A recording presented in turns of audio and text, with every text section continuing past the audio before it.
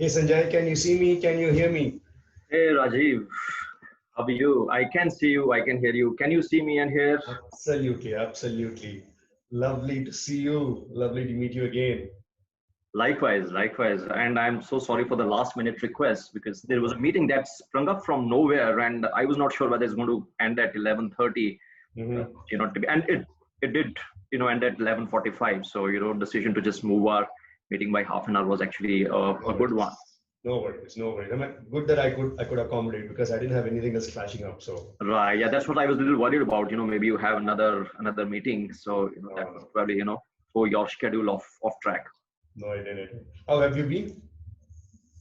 Good, good, going on.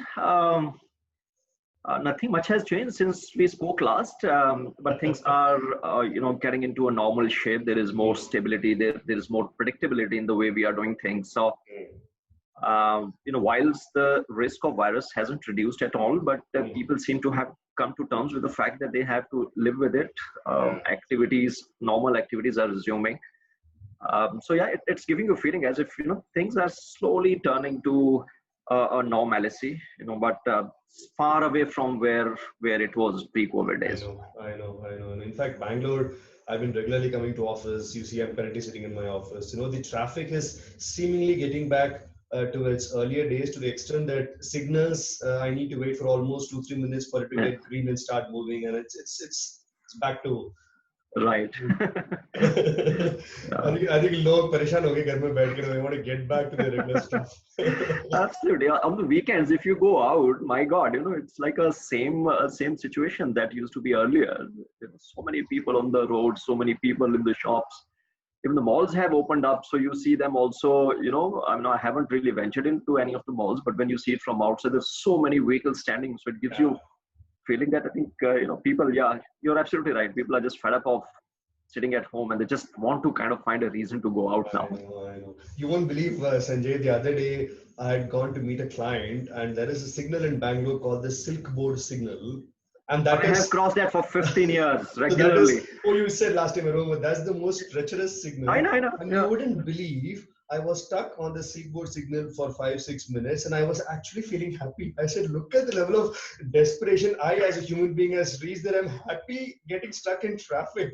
Traffic, right, right, right. No, you're right. Yesterday I was telling my wife, so we went out for a walk. I was telling, see, there's so many people around. It just you get a happy feeling that otherwise the roads will be deserted. You don't see people around. Everyone is with masks, but it seems to be in a normal shape. So she was asking, so are you happy or are you sad for the fact that the virus still hasn't really, it is still there, but I said, whatever you say, as a human being, I feel happy that things are turning into some sort of Yeah, normalcy. yeah. Superb. So let's get into the event. Thank you so much, Sanjay, for coming in, for accepting to be part of this particular event. I'm absolutely honored and humbled to have a guest like you because you are a maverick reader, you are an accomplished HR leader, you're one of the top 101 HR leaders of India. You've done a lot of things in your career, so it's really good to have somebody like you to talk on this particular subject of leaders and libraries. And I see a library of books behind you already below the Buddha there, right? It really talks about the fact that how books play a significant role in all our lives as it has made in your life, right? Before we get started, let me quickly introduce you to the audience. So hi everyone, welcome to this session. We have Mr. Sanjay Chandel, Senior Vice President HR of Sterling Check, a US-based IT and services company, and his portfolio is crazy. As I was looking into, he manages talent and development, he manages training and development, performance management, OD, culture building. So everything that falls under the umbrella of HR is what he manages. Sanjay, phew, that's quite a portfolio. I think he's absolutely a lovely person to talk with. And the first time when I connected with him on LinkedIn and had a chat, he made it so comfortable, not at all making me feel that I'm talking to a senior HR executive on the call. So thank you, Sanjay, for making it so comfortable from the very first day. And after that, we have been connected.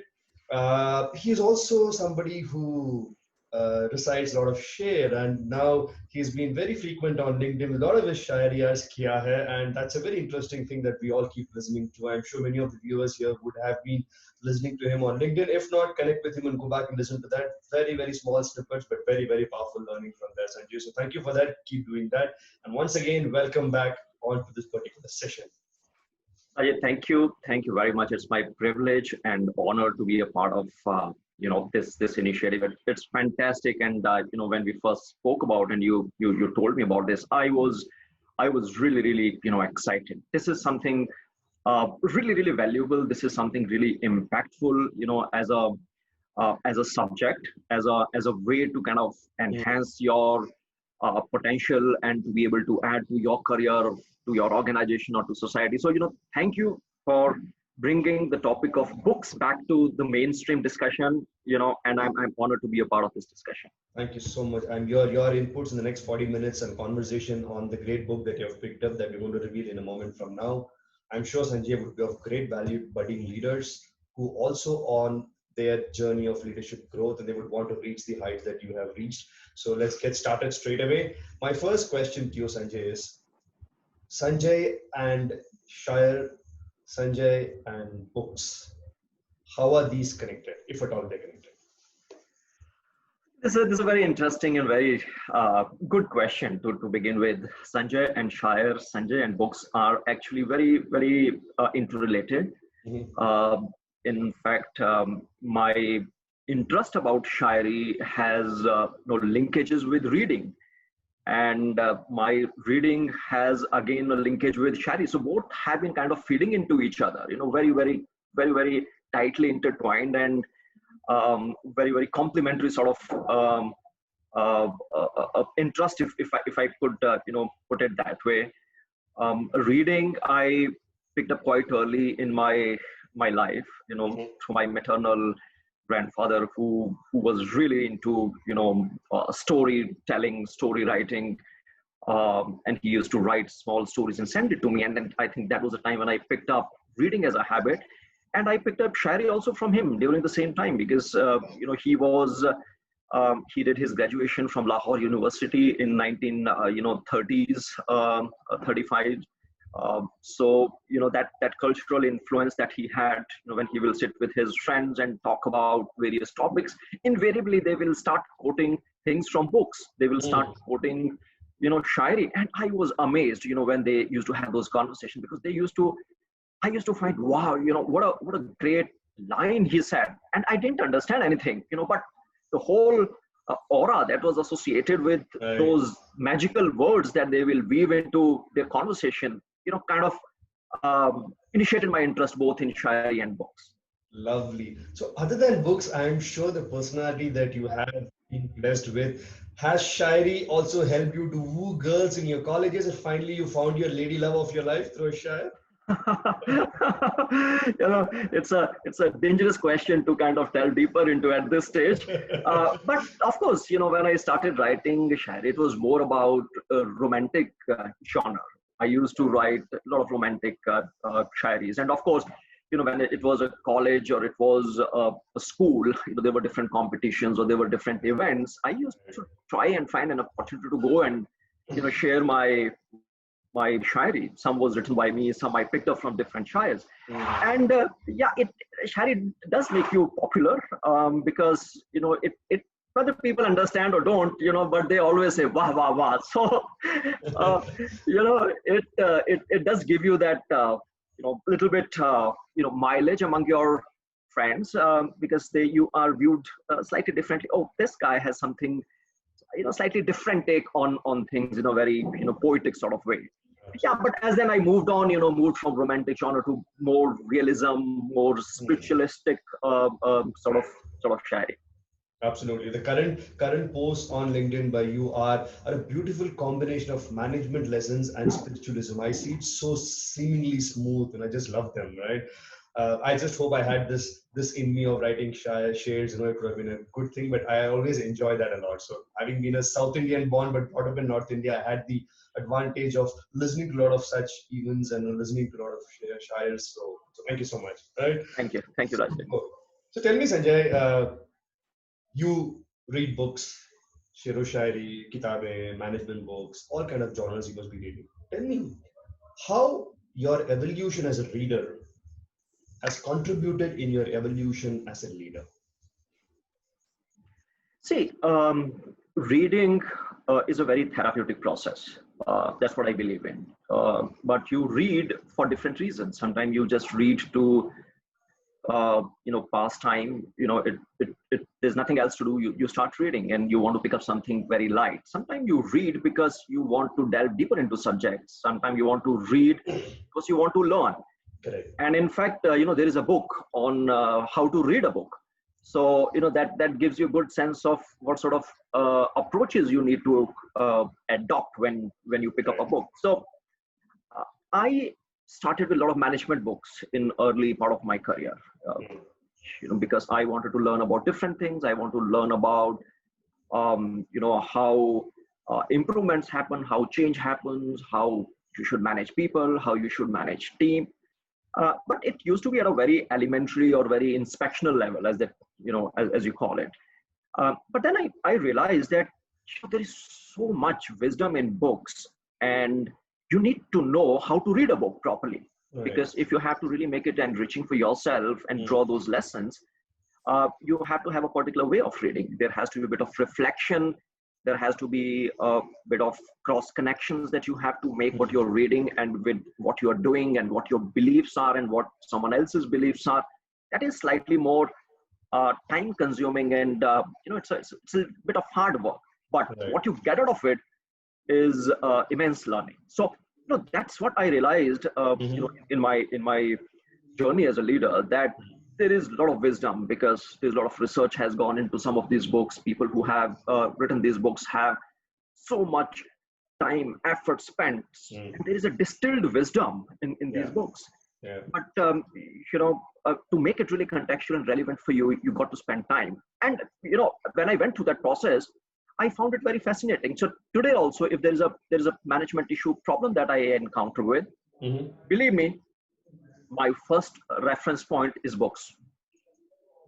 Lovely. Pick up a book. Pick up what is written on that subject by different people. Some people have approached it from a very empirical point of view. There's a lot of research-based data. Somebody has very intuitively. Absolutely, very intuitively, they have written something about it, and then you try and marry both. Yeah. So I think it's been a great way. I mean, I think in my leadership career, in my career, and then in bigger roles that I took up in later part of my career, books had and continue to have a very, very, very important role. Very interesting. And you said that when you picked up management books, performance-related books very early in your career. So tell me, Sanjay, would you be giving an advice to the budding leaders to get into these management books at a very early part of their career, let's say in the early 30s itself, or do you think they need to kind of have a good 12, 13 years of experience, then kind of look at such books? Because when you start your career, you're picking up to learn experiences from life and at work. You're in your first role as an executive, then you become your first time manager, and all that journey, like all of us went through, would happen. It may not really interest that individual to go and pick up a performance book or a management book, like a Dave Ulrich book or a Peter Drucker's book. What's your take? Would you recommend them to push themselves to do that at very early itself? See, this is again a good question. Now, one thing I have realized, Rajiv, that you cannot really force people to pick up books as a regular hobby or as an activity. It is difficult. I have a limited success in really convincing somebody. Even if it's a great book, people really don't go for it. Correct. It's very intrinsic. It has to be intrinsic, and so what I would recommend young budding managers, leaders is read. Anything that you're interested in is read, because that process can probably lead you to reading right things. But if you don't read, then it's difficult for me to take you to, or difficult for you to go to something that is going to be really, really, that's the ocean of wealth. Lovely. But for you to reach there, first you have to spend some time reading. Read something, 15 minutes, 20 minutes before you go to bed. when you get up in the morning, Mm. during the day to take a break, on weekends for 1 hour, just read anything, and Right. then you will see how that process is kind of adding up to you Correct. over a period of time. Correct. And then you have to make that conscious, it's an inflection point that will come somewhere where you want to now get into some serious reading, Mm. some nice books. So I would advise, start easy, but get into the habit. Right. Right. Spend Right. time, even a little bit of time, and then over a period of time, make a switch to something more interesting, more deeper Correct. subjects. Correct. I think what you said makes a lot of interest. It almost, I'm visualizing an inverted funnel as I hear you say. Start with a broader, pick up anything. जो मिलता पढ़ना शुरू करो आप. 50 पढ़ने की किताब हो या 100 पढ़ने की किताब हो. And 800 pages of, let's say, the Walter Isaacson, Steve Jobs will intimidate you. It's almost like a pillow, Right. right?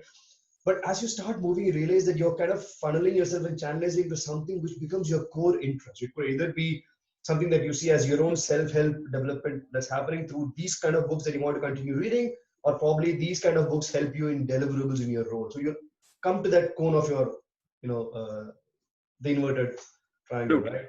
I think Absolutely. very, very, very powerful. So that brings us to the book of the day. And I'm so excited to talk about this book. I am such a huge fan of Marshall, and I told you this. All his books are great, and I think the book that you've chosen, "What Got You Here Won't Get You There," it's an eternal epic book for me. You read it every time; it gives you multiple perspectives, and this man has the ability to make you feel shit. I'm goofing up myself in life in every page. He kind of slaps you, and you go to triggers, you go to Mojo, you kind of feel, oh, this man can do that every time to you. Tell me Right. why this book that you've chosen from so many other books. So, excuse me. So when I picked up this book, it was a sheer coincidence that I picked up this book on one of the airports, and I found the title very, very catchy. What got Mm. you here will not get you there, and that probably is the truth in everyone's life. But we don't realize that, and that's what, when you read, the delusion of success, I can do it, I will do it, I choose to do it, is pretty much linked into this. What got you here will not get you there, and we don't realize that. And when I read this title, I said, oh my god, I think this seems quite interesting. But when I started reading this, Rajiv, this is a phenomenal book. Yeah. There is so much wisdom, and I read this book around 8-9 years back, and I keep referring to it almost every quarter on few things, because it has very simple mantras of success, or correcting your behaviors. Mm. But what happens is, when you are on this so-called, you know, on this journey where you are being successful, you are getting what you need, Mm. there is nobody to correct your behaviors. There is nobody who can tell you, what are these small little things that you have become successful in spite of, Mm. actually are a big roadblock in helping you to be a leader that you could be. Mm. And I find it, you pick up, and the way I read this book is, I just open it, Mm. and whatever comes, I spend 15 minutes on that randomly, because everything in this book Is wisdom. over. Yes. It is just wisdom. Every para is a wisdom. Absolutely.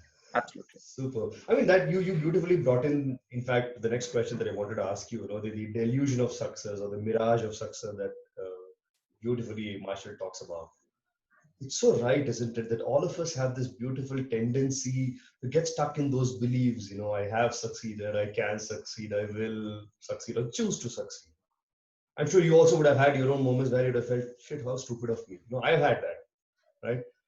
How did you work that through, Sanjay? Not getting stuck into those belief boxes. And if you have got stuck, how did you pull yourself out of it? So, Rajiv, I have gone through that phase. I have gone through that phase myself, and I was hit hard when I realized that there are things that I'm not doing right, and I need to kind of look back. Things that made me successful are not necessarily the things that will make me successful, and I need to go back and look at some of the things that I need to do differently. Luckily at that time I was reading this book as well, and it gave me a lot of insights to go back and think, what is something that I'm doing wrong. Because what I was doing was I was picking up my template from my earlier roles, my earlier successes, and then applying those templates to a very different situation, and believing that, 10 years, 12 years of my career, this is what I have done, this is what got me here. And I think this is the mantra of success for me. I have cracked the code and this is what I need to continue doing.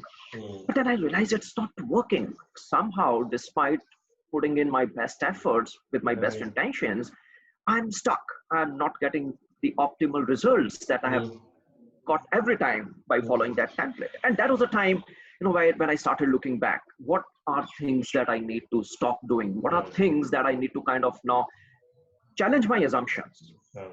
Because challenging your assumptions when you're successful is the most difficult thing to do. Because why would you do it? You're successful. Why would you challenge your assumptions that I may not be successful because of things that I believe I'm successful is because of, I could be successful because of some other factors.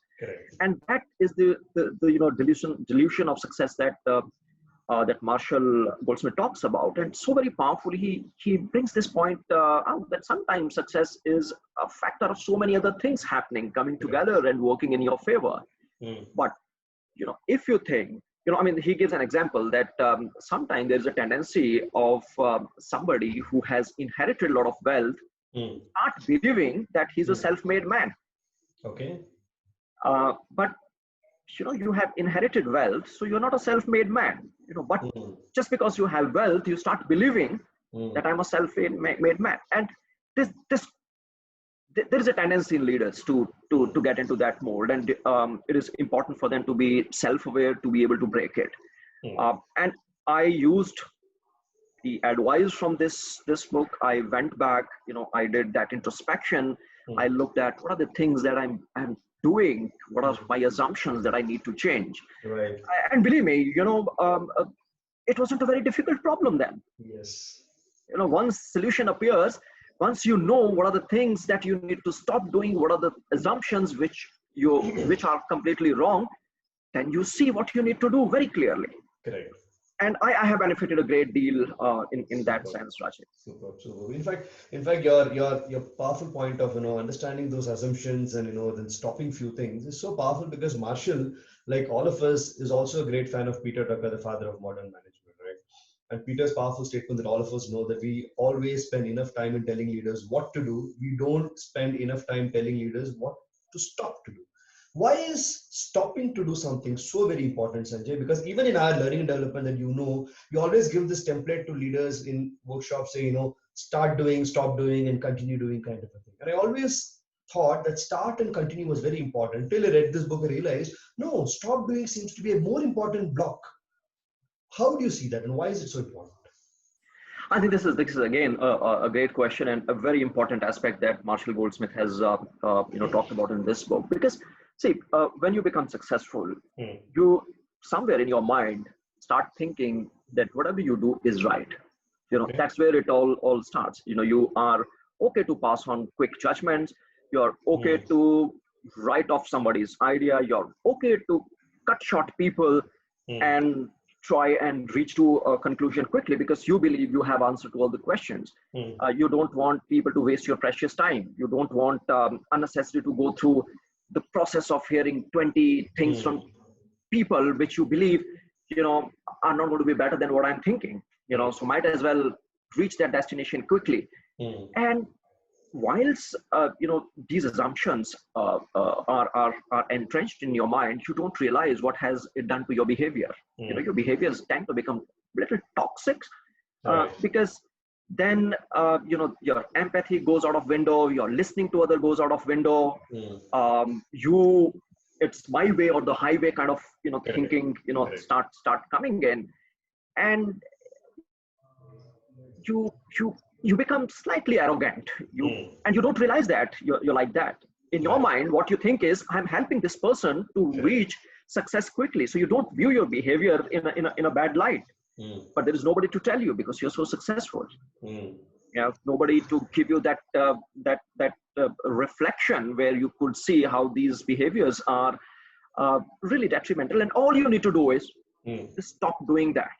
Right. And it's much easier because when you have to do something new, you have to put in a lot of effort, you have to put rigor, you have to put routine, and it takes a lot of time to really, make those things a part of your real dominant behavior. But if you have to stop doing things, you simply have to stop doing those things.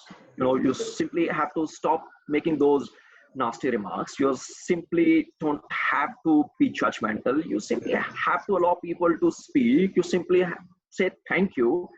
And it's much easier. And you will realize that it has much bigger transformative effect. So you're absolutely right. We don't tell people what not to do. We generally focus on what to do. And it's much more difficult to tell leaders what not to do. But what not to do is very, very equally important part of what you should be focusing on. Especially leaders who are understood the importance of being a humble leader in early stage of their own career, would be open to listen, and they are already leaders and they would become far better leaders. And somebody who is close to listening to these inputs may not be able to move that ahead as the other one and probably hit a glass ceiling very early. And we have seen such leaders in our own careers, right? We have seen that. Good news is probably we're still working on not becoming that, though we still have the devil within us, which could sometimes come out like the cartoon on one side, right? Or Yes. an angel to come out and tell you, stop doing this, continue doing that. Very, very powerful, very powerful. But tell me, what is the trigger in all of us which always pushes us as leaders to tell people that, I am here to add more value. I have this temptation to tell you, bata to kaise karna hai. So my question is two. Is it because I think in my head that whatever this guy reporting into me is doing is something that I went through many years back, so I've gone through this, I know this won't work, so let's quickly help him. Is it a tendency of urgency that triggers, or is it a tendency of I know it all that triggers us to display this behavior? See, this is a very interesting behavior that leaders exhibit, and you see it quite often how it plays out in discussions, in meetings, in different forums where there are people discussing, and it's a very, very congenial atmosphere. And suddenly you will see some people saying, let's do this. Oh, what you said, but I think this is how it needs to happen. I think it could be various reasons. One, obviously, as you said, people have been there, done it. They know the template. They don't realize things might have changed. They don't realize context might have changed, but template had stuck in their mind. So they believe, this is the solution to every problem. As there is a saying that when hammer is the only tool that you have, that everything looks like a nail. So they have that hammer and they see everything as a nail. And they just, when they see a nail, they just, there's a urge to start hammering that nail. So one is that. Other one I have seen is some people are insecure. They believe, oh my God, it's a great idea. But if I don't participate in this idea, if I don't own this idea, that I'm seen as a lesser leader because I could not improve it. It's my job to perpetually improve things that come to me. There's some people work with that assumption because they believe that if I cannot improve things, I'm not really good enough in my job. And sometimes it must just be a leader's tendency to suggest things, but they don't know what is the impact of suggestions when you are at a higher position, because those suggestions could be seen as orders. They could be seen as that's how you need to do things. So these are 3 or 4 things, but there's a lot of damage that is done to the entire process of either somebody coming out with a great idea, how that person then lose the ownership. As Marshall Goldsmith also talks about, that you might have added 5% of value, but you have depleted 50% of ownership from the individual. So it's a pervasive phenomena. But again, it requires a very self-aware, reflective leader to be able to stop it. Absolutely. So then how do these leaders who have a good amount of experience also add value from the experience that they have garnered over years, yet not sound that, I'm going to add value every time, I'm pushing it down the throat? That feeling the recipient should not get, but they should feel that, yes, I'm really getting a value. How should a leader do that? I think, again, a great point, because leaders can definitely do that, and they should, but they should do it in a manner where absolutely. They should first listen. give other person, other party a chance to explain their assumptions, their workings, rather than just 2 minutes into a conversation, not even a 2 minutes, 30 seconds into a conversation, and then you start, did you think about this? Did you think about this aspect? I don't think this will work. Why don't you add? No, just let person speak. And when person ends, appreciate them, thank them for their valuable thoughts, ideas, and then in a very open, non-judgmental way, you can put forward your views. Right. Where you are not taking away, you're not pushing your ideas down the throat of someone else's. You just are, as an equal participant in that discussion, you're saying, all right, here's your view. So that's what was your view, and here's my view. Yeah. I think this is how there could be some challenges. There could be some ways in which things could be. So you have to articulate your suggestions in a non-judgmental and in an equal footing manner. You have to come to the same page, right? Come down to that person's level. And it's not easy, isn't it? It is easy. It is easy. That's why, it is easy if you understand it. Right. But the problem is you don't understand that there is a problem with your behavior. So you don't even reach that stage, which is actually very easy. Because you're stuck in that belief. I have succeeded, I will succeed. Absolutely. You don't want to get to the real issue, which is you are in that delusional cycle and you're adding too much of value and how much damage it is doing. But if you understand, then that new behavior is very easy, because all it requires is listen, thank other person for the idea, share your views, have a conversation at a very equal footing, so that other person doesn't feel that my idea has been hijacked or completely taken away from me. But you're right, because you're stuck, so you will never reach a stage, or it's difficult for you to reach a stage where you can have those conversations in a meaningful manner. Right. I think very, very powerful. It makes sense to have this non-judgmental conversation. Is so important, isn't it? I think one of the books that I would very strongly recommend people to pick up, which I'm sure you also would have read, is The Crucial Conversations of Idle Smarts, right? That crucial conversation gives you so much of inputs on how do you start with a non-judgmental platform and start off, isn't it?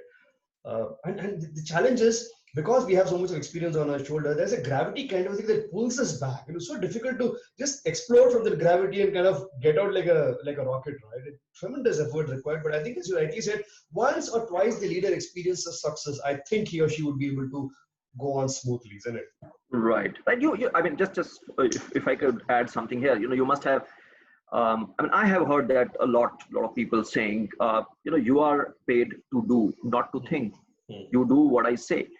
That is so much demeaning. It's so demeaning. It is so disencouraging and demotivating for the individual. You're treating somebody like machine, that I'm just giving you commands and you just follow. So many people still operate from that mindset. Correct. That it's leader's role to give you clear direction. Your role is just to do things. So if while doing you came out with a great idea, I think I have to just kind of take over that idea and improve it, because you don't know what you're doing. Correct. So that thinking has to change more so in today's world, where things are changing. It's a knowledge economy. Correct. There is so much of innovation. There is so much of creativity. Might be this kind of behavior was okay 20, 30 years back, industrial economy, things are not changing. So whatever you say will stay true for another 10 years, 15 years. Yeah. But in today's economy, if you're still working with the same mindset, then you are really clamping, you are obstructing the creativity, the innovation within your company, and it's not going to be helpful. Absolutely. I think it makes so sense, because Steve Jobs had also mentioned sometime that we recruit intelligent people not to tell them what to do, but they tell us what we should do. What a powerful statement. And that's the reason why an organization like Apple stands for innovation, creativity, brought in 14 industries together into one particular instrument called an iPhone. I think that's just because they are probably open to listen to inputs from the other levels of leadership also, right? Very interesting, very, very lovely conversation. So tell me, Sanjay, we're talking about leaders having this judgments in their head. They may have their own assumptions. It's so difficult to break through that. The gravity is pulling. Apologizing.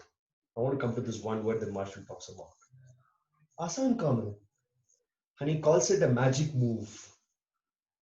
What stops the leaders from doing this?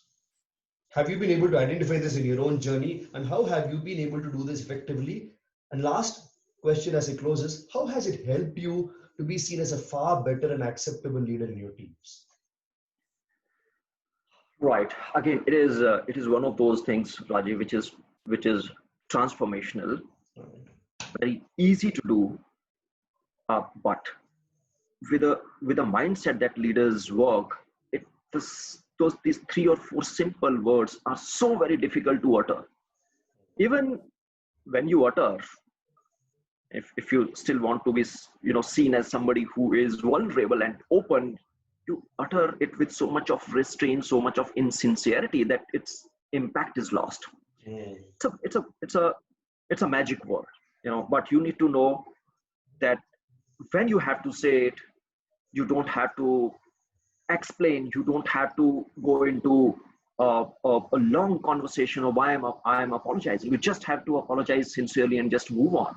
Right. But it's so very difficult to do, but I believe if we know Mm. that we have done something wrong, something didn't fit in well, for which I need to apologize, I think there should not be any two ways about it. You just have to go and simply apologize. Apologizing is not Any reducing your instance in value. your life, Sanjay, where you have done that and you've seen that it suddenly made you a very different leader and people liked you, loved you, respected you more? It happens all the time. Apologies which are sincere Mm-hmm.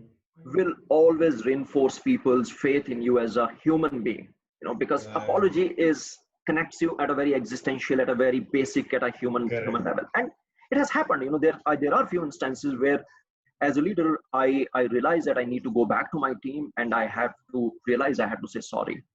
I was working with wrong assumptions, but thank you for standing up for your views. I realize what I was saying is wrong. Thank you. Let's move on. And it has a transformational effect. Mm. People, they become more comfortable. They start trusting you more. They start believing in you more. They join at an emotional level, at a relational level with you, rather than just the transactional and outcome and KPIs level. Yeah. Yeah. So I definitely believe as a leader, you shouldn't be shying from apologizing if things haven't gone right and you believe there is a need for you to, but I have seen certain apologies which are actually mockery of apologies as well, because Mm-hmm. those sound as if, somebody is doing a favor to you by apologizing. Oh, If you okay. get into that mode, then it is far more It's going to backfire on you. damaging. Absolutely, it's far more damaging because it's very insincere. People Yeah. know that the whole process is just a facade. So Mm. uh, yeah, but it requires courage. It requires that emotional Yeah. fortitude for you to come forward and say, hey team, I'm sorry, I was wrong. And that's it that's it what it needs. And then just move on. But it becomes so difficult. But I think, it's a magic word. We need to practice it more. I agree. We need to be more sincere in apologizing. Yeah, I agree. In fact, you know what, Sanjay, many years back, I was doing a leadership session for an organization in the banking industry, and we had very top-notch leaders, continent heads. In fact, they were all across the globe sitting, and I was there standing, and I was obviously looking really younger to the audience sitting there. And 9 o'clock we start the session, and I'm all geared up, excited, and the slide is running in the background, and I say, "Good morning, guys. How are you?" And I have a voice coming from the back of the class. The person says, "Rajiv, before you start, just a moment. What's your age?" I said, "This is my age. I'm 34, 36." He said, "You know what? My experience is 3 years more than your age. So what are we Courage. going to learn in this particular class?" I said, "What a way to start a day, Right. right?" For a moment, I thought this man is there sitting with all that pomp and thinking that, I have arrived, I know it. ये लड़के से मैं क्या सीखूंगा, right? But the fact is, the beauty and learning I had when I was reading this book also, the session got over. It was a 2.5 day session on transformational leadership. We finished the session. This man got a certificate of appreciation printed in my name, framed it, brought it to me, gave it to me. I said, "Rajiv, I apologize for what I said 2 days back. Great learning. Thank you for a great session." But the point is not that I did a great job. But the point is, look at the man. He had his own, I have succeeded. Right. That mirage, he was stuck. Something happened in the 2 days, and he would come down and apologize. He didn't have to do that at all. Great experience I had. So apologizing was so magical. And I remember him It all is. his life because he apologized, not because he said that statement. Absolutely. Absolutely. Absolutely. Yeah, absolutely. It's difficult, but practice, and I'm sure you should be able to get that. Right? Right. Three, four things that Marshall talks about. I'm going to ask you as I end this conversation. Uh, he talks about clearly communicating a vision, an important element of a leader, treating people with success. You rightly said, soliciting contrary opinions, being open for taking people's inputs, encouraging other people's ideas. So I'll repeat this: communicating a vision clearly, treating people with respect, soliciting contrary opinions, encouraging other people's ideas. Out of this four, pick one, Sanjay, that you have lived and always displayed, because of which you have earned tremendous respect in your teams and organizations. Pick one. I will pick the second one. Treat people with respect. All right. Why does that stand as a top three? Because I believe that if you have to get best from your team, if you have to get best from people you're working with, they need uh, they need to know that you don't judge them, you don't treat them any differently because either they are juniors or seniors, or they have less experience or more experience, whatever. You treat them with respect. And that fundamental quality, um, when displayed very effectively, consistently, it sends a very powerful message that you are valued. This is my sort of belief, because it then starts a virtuous cycle. Because when people believe that I am valued, a lot of other things fall in place. And there is no other way to make people feel valued other than by just giving them proper respect. And this is my 20 plus years experience, that when you treat people with respect, whosoever they are, in whatever situation they are in, whatever grand mistake they might have done, you still need to treat them with respect. Treating respect does not mean that any consequences that they were to face if something has drastically gone wrong, so those will be compromised. No, it only means that treat people with respect, whatever situation is. And when you do that consistently, as I said, people feel more comfortable, they feel more engaged, they have this feeling that I'm not being judged, nobody's going to pass on a judgment to me. And you see, when that happens, they are not just working for you at a transactional level, they are willing to give that discretionary effort, that 10%, 20% more every day, day after day, every week, throughout the year. And when 20 or 30 people in your team give that discretionary effort, massive force. There is a massive multiplier force, and you transform the department, you transform the function, you transform the organization. But it all starts for me with a very simple thing: make people feel valued, treat them with respect. Absolutely. And that's the one that I would pick up. Yeah, I think thank you so much for that, Sanjay, because we have always seen people following leaders into other organizations also. मेरे boss वहाँ के मैं भी पीछे पीछे जाना चाहता हूँ. It's just because this man did this or this lady did that, of treating the other person with a lot of respect, right? The environment of the organization is just incidental or a temporary space in which we are. But this connect is something which is far beyond the organization. Thank you so much. Very, very well. So tell me, Sanjay, what got you here won't get you there is the book. Something has got you where you are. And we are talking on the 14th of September, 2020 on this book. One non-negotiable character. One non-negotiable character of Sanjay Chandel that has brought him where he is, that will take him where he wants to go. What is that one? I think tough question. It's a tough question, because if you have to kind of narrow it down to one, I would say one is obviously respect. That is still fundamental to what I do and how I engage with people, for my subordinates, my colleagues, my co-workers, whosoever, whatever geography they are in. That is one. Other thing is that, see, I believe you need to continually challenge your own assumption, and you can articulate it in so many different ways. If I could quote a share, because that's where we started from. There's a share which goes like, हर पल खुद से उलझना है मुकद्दर मेरा, मैं ही कश्ती हूँ मुझी में समंदर मेरा. You have to self-disrupt yourself, and all the means of self-disrupting yourselves are within you. You are the ocean and you are the boat that कश्ती will भी आप ही हो, कश्ती में बैठा हुआ इंसान भी आप ही हो. इंसान ही हो और वो समुद्र भी आप ही हो. Correct. तो वो आप ही को देखना है कि आप उन whatever means are given to you, how you make best use of those. Right. So, I mean, if I could put that into one line, it will be, self-disruption. Don't get stuck into the mold. If your previous learnings have got you to some place, they may not necessarily be the learnings that will take you to the next level. If you have been successful because of template, sorry, don't overly rely on that template. Be willing to challenge your assumption. That I think is going to be non-negotiable, because that will keep you fresh, alive, relevant. If you lose that perspective, then I would recommend you will have to go back and read the book. What got you here will not get you there. Oh, how lovely articulated, lovely articulation. So 2 things that you're telling the budding leaders listening is, 1, challenge yourself continuously through learning and reading, which is always through books. And 1 more is respect people across all the time. These 2 things you're saying, if they pick it up as that non-negotiable character, it can become that twig or that wood that will take them to the bank, even in any kind of a turbulent water. They can hold on to that and stay afloat, isn't it? Absolutely. Yeah. Absolutely.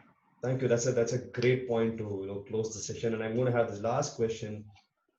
Your final thought on this concept called leaders and libraries, and what do you think is the idea of the leadership elements working with building leaders and organizations through books? What's your take on that? Rajat, this is one of its own kind of efforts. I think it. I wish it goes. It becomes a revolution. There are a lot of people who are bought into this concept because there is so much wisdom lying in books. If we could motivate, if you could convince people to go through it, it's going to be world is going to. I mean, the world is going to be a better place. Yeah. Because of books. There are so many lessons that lie there, but we don't read, so we don't know what wisdom lies there. So your effort is phenomenal. I think it is akin to making an effort to change the world towards making it better world for everyone through books, through wisdom. So it's a great transformational effort. I think its impact, its reach, the impact of this idea is far beyond the corridors of corporate life or corporate setup. It has an impact on society. It has an impact on world. So all congratulations to you, Rajiv. Thank you. I think if we could have more and more people picking up good things from the books and wisdom that is there in the books, the world is going to be much better place. You will be much better person. You will be much better human being, much better leader. And look at what it could do to transform a society. So it's a great effort. I mean, I look at it in that respect. A huge potential to change things. Thank you, Sanjay. It really humbles me because my passion for books became a business model. And from this business model, I'm able to touch multiple lives and impact multiple lives through very many formats. And our conversation today is just one of the small formats and an effort, isn't it? There's far more to do. There's much more that all of us can do. But I think the beauty of all us as leaders and the correction that establishes all of us is this thing called book. Absolutely. So if this can connect all of us and take us where we want to go as a fraternity of human beings, or as Homo sapiens, or whatever you want to call them, I think we can create a far better learned community, right? Absolutely. And then we would not need anything else but just live with books. As they always say, books are the best friends. We live with books, eat books, read books, breathe Absolutely. books. I think you become a far expanded individual. So thank you so much, Sanjay, for coming on to this event. Thank you so much for beautifully articulating and bringing down Marshall Goldsmith inputs in this 45 minutes of chat. I completely appreciate your contribution. Thank you so much. Thank you, Rajiv. It was such a pleasure to be a part of this conversation, and I'm really humbled to be a part of this initiative that you have started, and wish you all the success. Thank you so much. I look forward to seeing you when things open up. Absolutely. When you come down to Bangalore on work, we look forward to see you again, right? Thank you. You have a lovely day. I'll have this film, I'll have this recorded and sent across to you. And I would definitely want, Sanjay, your team members and the people below you to listen to what you said and go back and pick up that first book, What Got You Here, Won't Get You There. Absolutely. Absolutely, Rajiv. Yeah. Thank Thank you. you very All much. the very best. Take care. You take care. Bye. Thank you.